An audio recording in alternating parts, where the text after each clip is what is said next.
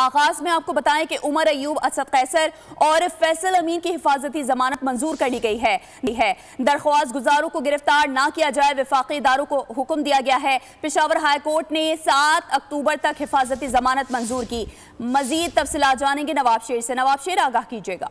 नवाब शेर से दोबारा राब्ता बहाल करने की कोशिश करेंगे। अभी आपको अहम खबर दे रहे हैं, उमर अयूब, असद कैसर और फैसल अमीन की हिफाजती जमानत मंजूर कर ली गई है।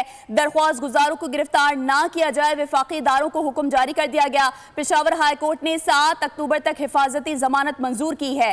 चीफ जस्टिस इश्तियाक इब्राहिम और जस्टिस वकार अहमद ने समाअत की है। मजीद तफसीलात जानेंगे नवाब शेर से। नवाब शेर, आगाह कीजिएगा।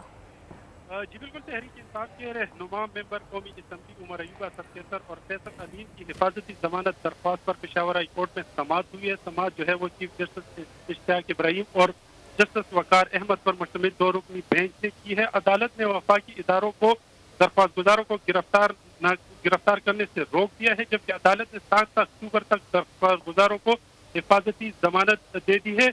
अदालत को वकील दरख्वास्त गुजार ने बताया कि राहदारी जमानत ठीक है। नवाब शेर, आपकी आवाज हम तक सही तरीके से नहीं पहुंच पा रही, आपसे दोबारा राब्ता बहाल करने की कोशिश करेंगे। फिलहाल के लिए शुक्रिया। सब्सक्राइब करें और बेल दबाएं ताकि कोई खबर रह न जाए।